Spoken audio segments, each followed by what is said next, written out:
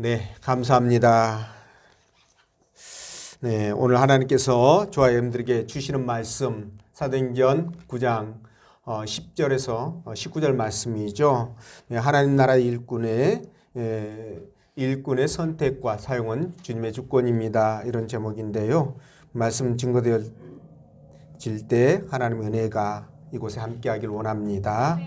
자, 올해 크리스마스는요, 이 코로나 때문에 정말 삭막한 것 같아요.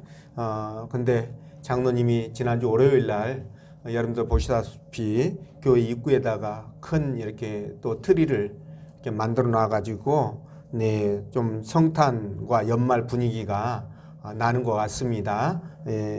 그래서 참 감사하는 마음인데요. 어쨌든 여러분들 이럴 때일수록 위축되지 마시고 또 이렇게 힘을 내시길 바랍니다. 그저께 코로나 이렇게 확진자가 950명, 어제는 1030명, 일일 1000명대를 넘어선 것 같습니다. 근데요, 이 코로나, 그 백신이 나왔지 않습니까? 그렇죠? 근데 국민들 60에서 약 70% 정도만 접종을 하면 코로나가 완전히 그 전파력이 꺾여가지고 소멸 단계로 들어간다고 합니다. 네, 영국은 이미 지난주부터 접종이 시작되었고요. 미국과 캐나다도 아마 이번 주부터 접종이 들어가는 걸로 그렇게 알고 있습니다. 그런데 우리나라는 아직 백신 구매 계약도 이루어지지 않았다라고 얘기를 하더라고요. 앞으로 업체를 선정하고 또 구매 계약하고 또 생산하고 그것이 순서대로 또 우리나라에 들어와서 접종이 되려면은 아마도 내년 하반기쯤에나 그게 되지 않느냐 이렇게들 그 예측들을 하고 있더라고요. 근데 우리나라가 돈이 없는 나라도 아니고 네, 무엇 때문에 이렇게 백신을 이렇게 빨리 못 샀는지 잘 이해가 되지 않습니다. 네, 이 코로나 때문에 우리가 하고 있는 이 신앙생활은 물론이거니와 경제활동도 그렇고 사회활동도 그렇고 뭐 너무 크게 이축되고 통제가 되고 있지 않습니까? 그러다 보니 장사가 안 돼가지고 뭐 자살하는 사람들이 급증하고 있고요. 또 국민들의 기본권이 제약을 받고 있는 이런 상황 속에 얼마나 사회적으로 국가적으로 얼마나 큰 손실이고 어려움입니까? 그래서 저 같으면은 어떻게든지 백신을 먼저 그렇게 구입해가지고 접종을 시킬 것 같은데 그렇지 않고 있는 그 이유를 도대체 모르겠습니다. 어쨌든 뭐 때가 되면 맞지 않겠습니까? 크게 여러분들이 코로나에 대해서 무서워하지 마시고 이미 알고 있는 내용이니까요. 여러분들이 담대하게 그렇게 원래대로 그렇게 신앙생활 하시면 될 것 같습니다. 자, 하나님께서 오늘 본문의 말씀을 통해서 다음과 같은 세 가지로 우리에게 은혜를 주셨는데 첫째가 하나님의 일꾼이 되는 자격을 갖춘 사람은 없다는 거지요. 그리고 두 번째가 사람의 기준으로 하나님의 일꾼을 판단해서는 안 된다는 것이고 세 번째가 하나님의 일꾼은 자기 몸도 돌볼 줄 알아야 된다. 이런 부분에서 말씀을 전하는데요. 자, 여러분 연말이 되면 사람들이 한 해를 보내고 또 새로운 한 해를 맞이하게 되지 않습니까? 그러다 보니 여러 가지 기대감으로 설레이고 또 훈훈해지는 그런 때인데 뭐 그중에서도 뭐 사회든 회사든 교회든 뭐 사람들의 어떤 단체들은 다 그렇죠. 인사이동 같은 것들 뭐 승진 이런 것들이 있어가지고 새로운 직책과 또 직분들에 대한 그런 기대감 때문에 상당히 그 마음이 설레게 되죠. 그런데 사람을 선택하고 또 사용하고 이런 것에 있어서의 그 기준이 세상 사람과 하나님과는 너무나 다르다는 거죠. 근본적으로 다릅니다. 물론 교회는요, 하나님처럼 완벽하게 그렇게 사람을 선택하고 사용하고 그럴 수는 없지만 그러나 그 기본 바탕은 똑같다는 겁니다. 똑같습니다. 세상은요, 잘 갖춰지고 준비된 그런 사람들을 선별해서 사용하지만 하나님은 그렇지 않죠. A형적인 그런 조건이나 스펙보다는 그 사람이 하나님 앞에 어떠한 중심을 갖고 있는가 네, 다시 말해서 하나님 나라에 합당한 믿음과 어떤 신앙의 어떤 인격들 이런 것들을 갖고 있는가 이런 것들이 일꾼 선택의 제일 기준이 되고 있다는 것이죠. 그런데 세상이나 하나님 나라나 일꾼을 선택하는 데 있어서 똑같은 기준이 하나 있어요. 그게 뭐냐면 바로 건강입니다. 네, 건강한 몸은 뭐 세상 일이든 하나님 일이든 반드시 필요하잖아요. 건강이 안 좋으면 두 군데 다 일을 할 수가 없습니다. 그래서 저와 여러분들이 건강 관리를 잘 해 나가는 것도 정말 주의 나라의 일을 하는데 정말 중요한 요소인데 오늘 본문의 말씀을 따라가면서 하나님은 어떤 사람을 하나님 나라 일꾼으로 선택하시고 사용하는지 성령께서 들려주시는 하나님의 음성을 듣도록 하겠습니다. 자, 첫째로 하나님의 일꾼이 되는 자격을 갖춘 사람은 없다는 거죠. 자, 13절, 14절 말씀 읽어보겠습니다. 시작.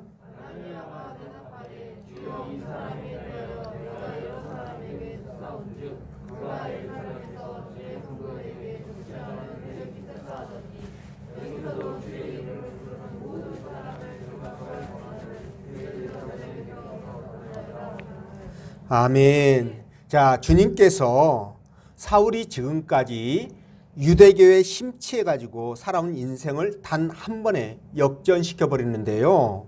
자, 그가 장님이 되어서 다메섹으로 들어가가지고 유다라는 믿음의 형제의 집에서 아마 기도하고 있을 때 주님이 아나니아를 찾아가죠. 같은 다메섹에 거했던 믿음의 사람 아나니아를 찾아가서 환상 중에 이렇게 말씀합니다. 자, 네가 바울을 찾아가서 사울을 찾아가서 안수하여 그의 눈을 떼주라 이것이었죠.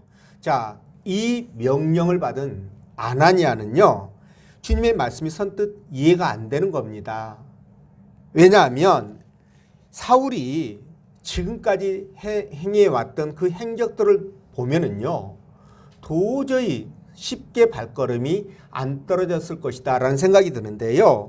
예루살렘에 있을 때는 어떻게 했습니까? 믿음의 형제들을 잡아다가 가두고 심지어 죽이기까지 그런 엄청난 핍박을 했잖아요. 그리고 이번에 다메섹으로 온 것도요. 그냥 온 게 아니잖아요. 형제들을 잡아서 예루살렘으로 압송해 가기 위하여 이곳에 왔다는 것을 잘 알고 있는데 어떻게 여러분 그를 도와서 눈을 뜨게 해 주겠냐는 거예요. 그렇게 하는 것은 대적을 돕는 거 아니겠습니까? 이렇게 그 생각을 했던 아나니아가 굉장히 주저하고 망설였던 것은 분명한 것 같습니다. 자, 그때 하나님께서 아나니아에게 그 뭐라고 얘기를 하냐면 사울이 지금 기도하고 있는 중인데 그를 내가 택해서 나의 나라 일꾼으로 그렇게 삼았다 이런 말씀들을 하시죠. 이것을 통해서 아나니아가 이제 움직이게끔 그렇게 하셨는데 여러분 이렇게 사울이 유대교에 심취해 가지고 정말 개조가 불가능한 것 같은 그런 그 인성을 그런 어떤 성향을 갖고 있다고 할지라도 네, 그 사람이 하나님 나라의 일꾼이 되지 못할 이유는 없다는 것이죠. 그러니까 인간적인 관점으로 봤을 때는 저 사람은 도저히 안 될 사람이야. 저 사람은 도저히 예수 믿을 사람이 못 돼. 이런 사람들이 분명히 있긴 있습니다. 특별히 전도하다 보면 집사 옛날에 자기도 과거에 집사 직분도 받았고 신앙생활을 했다라고 그렇게 얘기하는 사람들 가운데서는요 상당히 믿지 않는 사람들에 비해서 더 뻔뻔하고 더 뻔뻔하고 심령이 메마르고 강팍한 그런 사람들을 발견하게 되거든요. 그러면은 돌아설 때 아이고 저 사람은 주님이 이 땅에 다시 오셔도 절대 예수 못 믿겠다 이런 생각이 들기도 합니다. 근데 그런 생각을 오늘 아나니아도 똑같이 했던 것 같아요. 사울에 대해서. 그죠? 자, 그런데 사실 객관적으로 봤을 때 사울은요, 주님의 나라의 백성은 물론이거니와 일꾼으로 픽업될 만한 그런 자격이 전혀 없는 사람이에요. 뭐 여러분들 알고 있다시피 역사적으로 기독교 역사상 최초의 순교자라고 하는 이 스데반이 죽을 때, 죽임을 당할 때 현장에서 그들에게 동조를 했고요. 네, 그리고 성도들을 핍박하는데 얼마나 앞장섰던 사람입니까? 그런데 이런 자가 어떻게 하나님의 구원의 대상이 되고요, 축복의 대상이 되고 더군다나 하나님의 일꾼이 될 수 있단 말입니까? 말이 안 되잖아요. 그러니까 이런 사람들은 우리 상식으로 딱 보면 정말 지옥으로 끌고 가서 영원토록 그 지옥의 불구덩이 속에서 고통을 당하게 해야 옳을 것입니다. 뭐 사람이 악해지면은 진짜 막장이 되는 경우들 얼마나 많아요.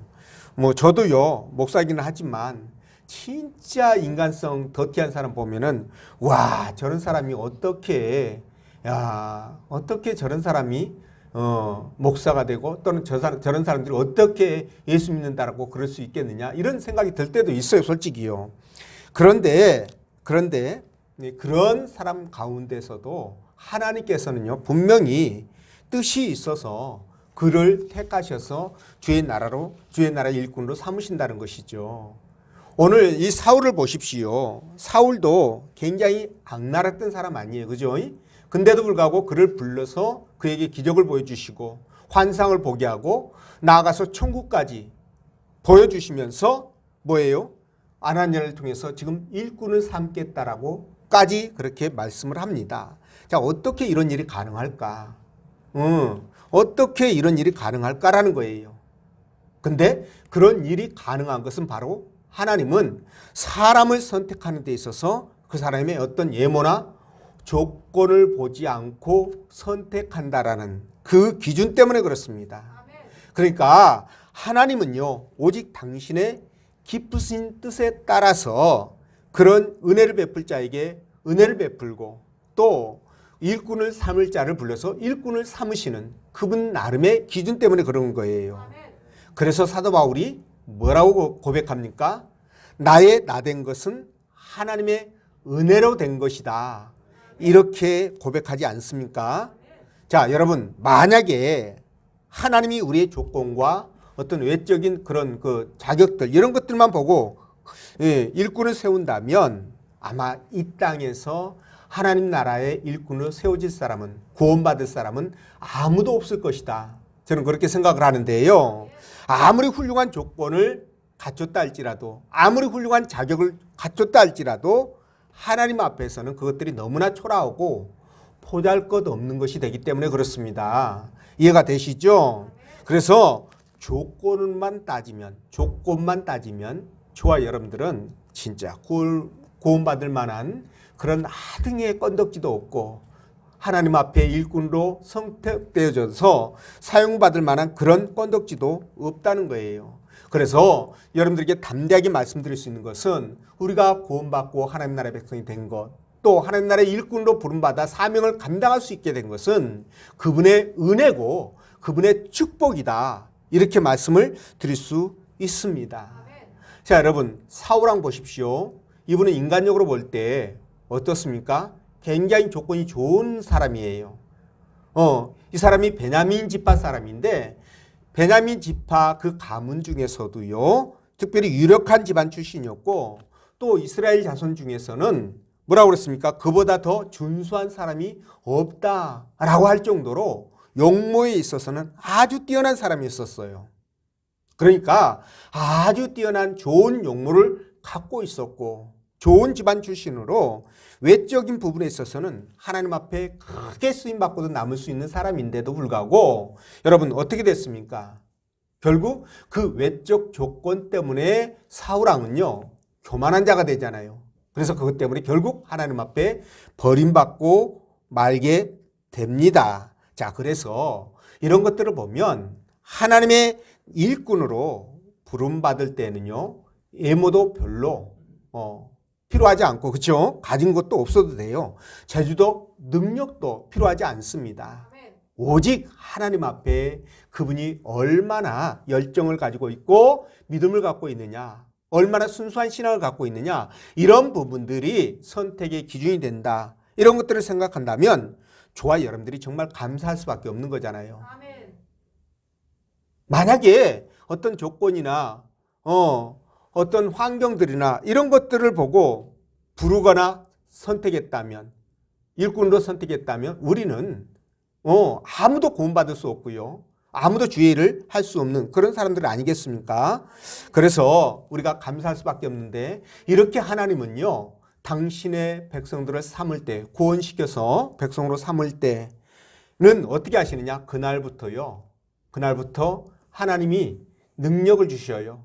마땅히 그 일들을 감당할 수 있도록 재주를 주신다는 겁니다. 여러분, 달란트 비유 아시잖아요. 이 달란트 비유를 보면 하나님은 모든 사람에게 각자 달란트를 주시지 않습니까? 그렇죠? 아멘. 자, 그런데 구원받은 백성은요, 구원받은 그날부터 이 달란트를 사용하여 어떻게 합니까? 하나님 앞에 일꾼으로서 사명을 감당해 가야 되죠. 아멘. 근데 그 중에는 달란트를 많이 받은 사람도 있고 또 적게 받은 사람도 있습니다. 그런데 말이죠, 이때 우리가 많이 받고 조건이 좋은 사람들을 보면서 그런 사람들을 보면서 괜히 부러워해가지고 그냥 위축되거나 또는 내가 받았다고 해가지고 우쭐대거나 그럴 이유가 없다는 거예요. 왜냐하면 하나님은요, 많이 준 자에게 어떻게 하신다? 많이 달라고 하고요, 적게 준 자에게는 적게 받기 때문에 그래요. 그러니까 내가 정말 스펙이 뛰어나고 조건이 너무 좋고 인물이 잘생겼고 기도 헐친하고 많이 배웠고 돈도 많고 돈도 많이 벌고 사람들에게 존경을 받고 만약 이런다면 그에 합당해서 주의 일을 감당해야 된다는 거죠. 그렇지 않으면 하나님 앞에 책망을 받기 때문에 여러분, 내가 그렇게 되지 못했다고 해가지고 괜히 기죽거나 이축될 이유가 없다는 거 맞는 말이죠. 그래서 이런 것들을 생각하면 우리가 하나님 나라 백성으로 선택을 받고요, 일꾼으로 이렇게 선택을 받은 것이 정말 너무 어떤 조건이든 간에 그것이 하나님의 은혜고 감사의 조건이구나, 이렇게 우리는 깨닫는 것이죠. 네, 그렇습니다. 그래서 이런 것들을 생각하면서 여러분, 내가 어떤 형편이든지 여러분들이 그것에서 감사를 하실 수 있어야 돼요. 아멘. 그리고 그것을 통해서 우리가 하나님 앞에 영광을 돌려드릴 수 있어야 합니다. 아멘. 그게 바로 우리가 해야 될 부분이지 않겠습니까? 그게 일꾼된 사람의 자세예요.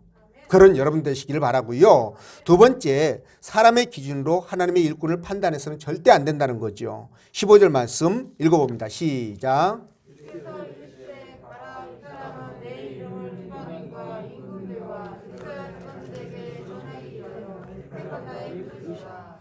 아멘. 자, 아까 말씀드린 대로 주님께서 아나니아에게 가가지고 안수하여 사울의 눈을 뜨게 해줘라, 이렇게 부탁을 했을 때 이미 사울의 내력을 알고 있는 이 아나니아는 그 말에 쉽게 순종할 수가 없다고 그랬죠. 그러니까 정확하게 주님께서 아나니아에게 어떻게 하셨습니까? 이 사람은 내 이름을 이방인과 임금들과 이스라엘 자손들에게 전하기 위해서 택한 나의 그릇이라 이렇게 말씀했지 않습니까? 그렇죠? 자, 앞에서도 말씀드렸듯이 이 사울이 누굽니까? 성령이 충만해서 복음을 전했던 스데반 집사를 돌로 쳐 죽이는 데 있어서의 한패였고, 예수 믿는 형제들을 잡아다가 가두고 그들을 죽이고 핍박하는 데 있어서의 악랄한 핍박자였고, 포행자였었습니다. 그를 가리켜서 내 그릇이라니요. 아니, 그런 사람을 어떻게 내 그릇이라고 얘기할 수 있습니까? 정말 이런 얘기를 들으면 실로 놀라운 일이 아닐 수가 없다라는 거예요. 자, 오늘 우리는요, 이 말씀을 통해서 중요한 사실을 깨달아야 됩니다. 이게 뭐냐면 사람을 선택하는 데 있어서의 우리의 시각과 하나님의 시각이 너무너무 다르다는 거예요. 이걸 다시 한번 우리가 깨닫습니다. 자, 우리의 눈으로 볼 때는 한없이 부족하고 연약하고 보잘것없고 모자라고 부도덕하게 보이기까지 할지라도 하나님은 얼마든지 그런 사람도 당신의 일꾼으로 세울 수 있다라는 거예요. 아멘. 이해가 되시죠? 아멘. 자, 야곱 보십시오. 이 야곱 인간적으로 보면은요, 예, 하나님께 선택을 받을 만한 아무런 조건이 되지 못해요. 더군다나 일꾼으로 선택받는 건 더더욱 안 되겠죠. 자, 야곱이라는 이름의 뜻이 뭡니까? 발 뒤꿈치를 잡다 또는 속이다.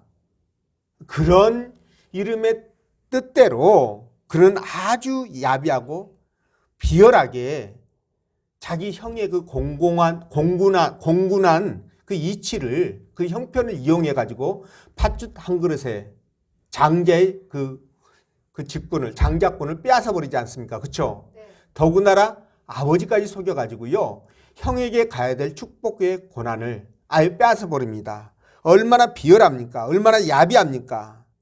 자, 이런 야곱을 누가 하나님의 일꾼으로 세운다라고 그렇게 생각할 수 있겠어요. 하지만 하나님은 이런 자도 세우셔가지고 어떻게 했습니까? 당신의 자녀로 일꾼으로 삼은 것도 모자라가지고 어떻게 했어요? 이스라엘이라는 새로운 이름까지도 주시지 않습니까? 아멘. 그리고 그를 12지파의 시조로 삼습니다. 자, 이렇게 되거든요. 뿐만 아니라 여러분 사사기에 나오는 입다 아시잖아요. 네. 이 입다는요, 어머니가 기생이에요. 기생 출신이다 보니까 그것 때문에 컴플렉스가 있어서요, 정상적으로 이렇게 성장을 하지 못하는 것 같아요. 불량아들 있지 않습니까? 불량배들, 이런 자들과 어울려서 지냈던 것 같은데, 그럼에도 불구하고 하나님은 이런 입다를 사용하셔가지고 암몬 사람들에게서 이스라엘 백성들을 구원하시잖아요. 그리고 이스라엘의 사사로까지 세웁니다. 아멘. 자, 여러분 이런 것들을 보면 다시 말씀드리지만 우리가 아무리 그 어떤 형편이나 조건들이 안 좋다 할지라도 하나님 나라의 일꾼으로 세움받는 것 또는 하나님 앞에 구원받는 데 있어서는 하등의 지장이 안 된다는 겁니다. 아멘. 자, 또한 이런 사람들을 하나님께서 세우시는 것에 대하여 우리는 어떻게 해야 됩니까? 하나님의 그 선택을 존중해 준다는 입장으로 그런 사람들에 대하여 우리가 순종하고 따를 필요가 있어요. 아멘.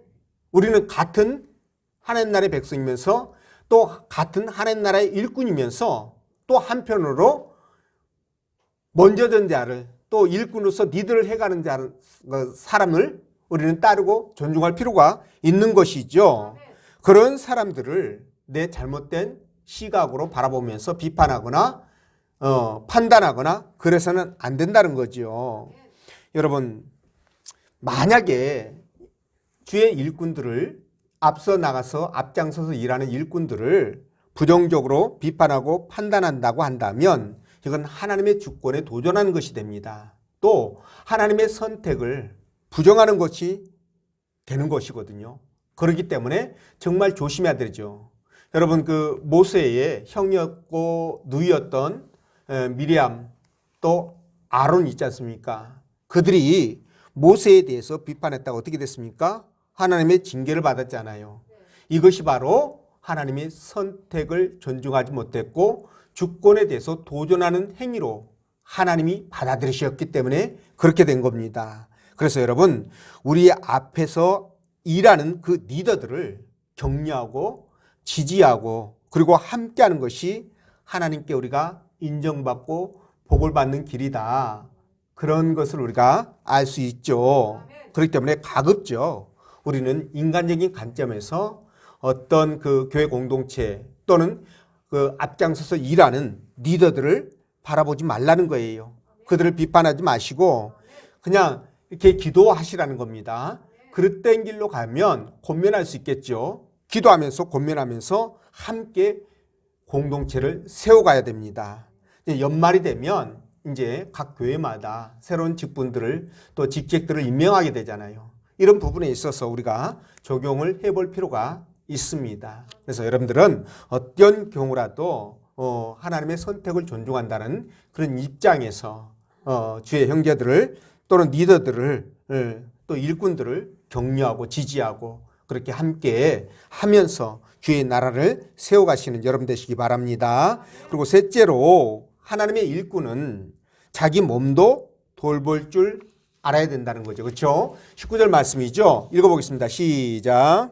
음식을 먹음에 건강하시리라. 사울이 다메섹에 있는 제자들과 함께 같이 있으되. 아멘. 아멘. 자, 아나니아의 기도로요. 사울의 눈이 지금 밝아졌죠. 그리고 나서 3일 동안 아마도 금식하며 기도했을 것으로 추측이 돼요. 자, 그러고 나서 눈이 보이고 이제 금식을 끝내고 음식을 먹고 그가 강건해졌다. 이렇게 본문은 말씀하고 있는데, 자, 우리가 여기서 특별히 주목할 것이 뭐냐면 사울이 그리스도인으로서 거듭난 후에 영적으로 기도하는 과정 속에 얼마나 충만해졌겠습니까? 그렇죠? 우리가 이제 그 부분은 짐작이 돼요. 그런데 영적으로 충만해진 것뿐만이 아니라 이제 3일 동안 금식하고 이제 좀 기력이 세지않아 있지 않았겠습니까? 근데 그 가운데서 식사를 하고 나서 건강한 육적으로도 건강한 상태로 되었다라는 이 부분을 우리가 주목할 필요가 있는데요. 여러분, 우리가 정말 주님의 나라 일꾼으로서 이 땅에서 사역을 감당해 가는 데 있어서는 영적으로 건강한 것 못지않게 육적으로도 건강이 중요하다는 것을 말씀드립니다. 자, 여러분, 사울이 말이죠. 사도 바울이 만약 육신적으로 건강하지 못해가지고 골골했다면 또는 어디 무릎이라도 아파가지고요. 걷는 것이 불편했다면 과연 수천 킬로나 되는 그 장거리들을 걸어다니면서 복음을 전할 수 있었을까요? 불가능한 일입니다. 그렇죠? 네. 건강이 뒷받침되지 않는다면 이게 불가능한 것이에요. 사도 바울은 이 다메섹 사건 이후로 진짜 그 어떤 사도들보다도요, 하나님 나라를 위해서 얼마나 많은 일들을 감당했습니까? 위대한 일꾼으로서 그가 사역을 감당했는데 그는요, 그가 그렇게 할 수 있었던 것은 영적으로 그가 충만하고 성령이 충만하고 이런 것뿐만이 아니라 육체적으로도 건강이 뒷받침됐기 때문에 이게 가능했다는 것을 우리가 짐작해야 됩니다. 그렇지 않겠습니까, 여러분? 그래서 여러분, 우리가 영적으로만 충만하다고 해가지고 하나님의 훌륭한 일꾼이 될 수 있는 것은 아니에요. 우리 몸도 건강이 뒷받침돼야 하나님 나라의 충만한 일꾼이, 풍성한 일꾼이 될 수 있다는 것입니다. 이해가 되시죠? 아니, 우리가 당장 몸이 아파가지고요, 누워있다고 한번 해보세요. 걷지 못하고 누워있다고 생각하면 어떻게 되겠습니까? 진짜 일상생활은 물론이거니와 주의 일을 하는 데 있어서의 진짜 얼마나 많은 어려움이 있겠어요. 그러니까 뭐 이런 거 생각하면 안 되는 거죠. 뭐 예배 드리러 나오는 것은 물론이거니와 뭐 전도를 할 수 있겠어요? 봉사를 할 수 있겠어요? 어떤 헌신을 하고 누굴 섬길 수가 있겠어요? 위로를 할 수 있겠어요?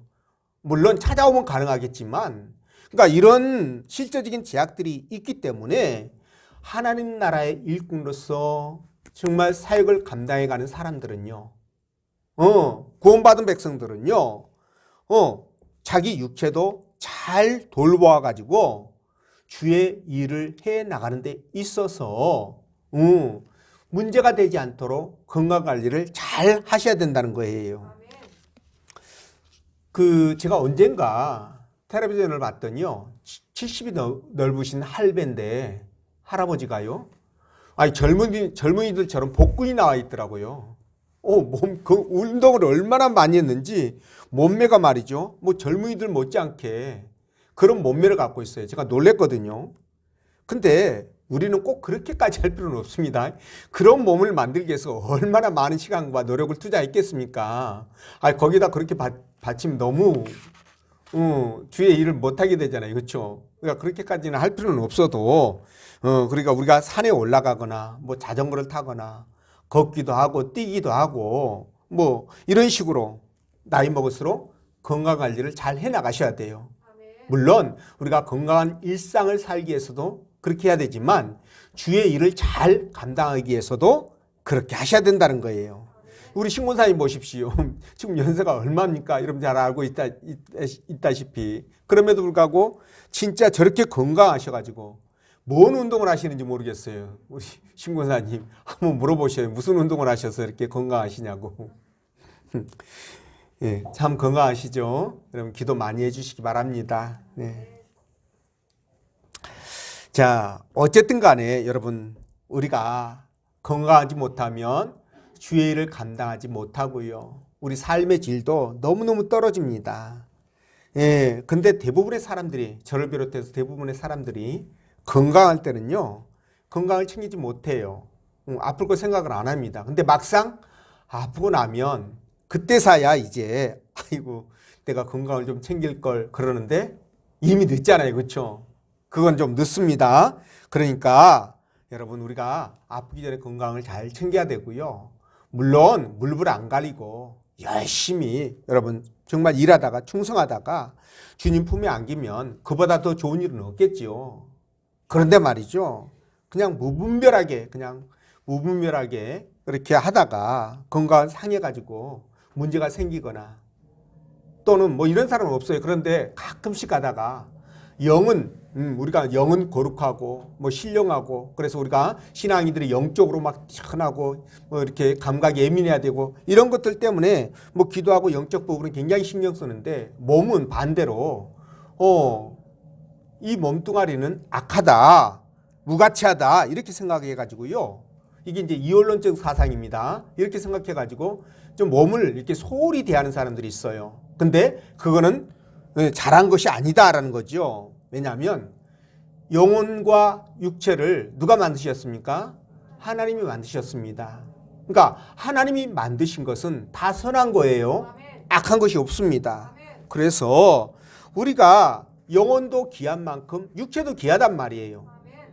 또 아까도 말씀드렸듯이 육체가 건강해야 우리가 이 땅에서 주의 일을 열심히 할 수 있으니까 네. 그렇게 육체의 건강을 돌보는 것이 맞습니다. 네, 그런데 이렇게 귀한 몸을 돌보지 않아가지고 건강을 잃어가지고요. 주의 일을 하다가 포기하게 되거나 아예 하지도 못하거나 이러면은 얼마나 하나님 앞에 불충이고 또 하나님 나라에 손해가 되겠습니까? 그러니까 이런 부분 때문이라도 여러분 건강 관리를 잘 하시기 바랍니다. 근데 또 어떤 분들은요. 건강 염려증이 있어가지고요. 건강을 너무 챙기는 사람들이 있어요. 그냥 이렇게 영양제 같은 거, 뭐 보약 같은 거 그냥 정신없이 챙겨서 먹고 있는 분들, 어떤 사람들은 뭐 영양제만 해도 뭐 대여섯 가지를 먹는 분도 있더라고요. 근데 이렇게까지 할 필요는 없다고 봐요. 그러니까 하루 세 끼 밥 잘 먹고 진짜 이렇게 기본적인 그 운동들 이렇게 하시면서 그러면 이렇게 경건한 마음, 하나님 앞에 그런 마음을 갖고 살면 진짜 건강하게 살 수 있습니다. 그러니까 여러분들이 주님 앞에 가는 그날까지 우리 건강하게 살아야 되잖아요. 네, 그래서 진짜 건강하게 신앙생활을 해야 되니까 이래야만이 영적으로도 여러분 건강할 수 있습니다. 몸과 마음이 함께 가야 되는 거예요. 몸이 아프고 골골하고 막 힘들고 이러는데 영적으로 충만하다, 은혜가 충만하다 이거 안 돼요. 이거 안 됩니다. 아니 제가 안 된다고 해서 안 되는 게 아니라 몸이 그러면 은혜도 떨어진다니까요. 그래서 안 돼요, 자동적으로. 그리고 반대의 경우도 안 되는 겁니다.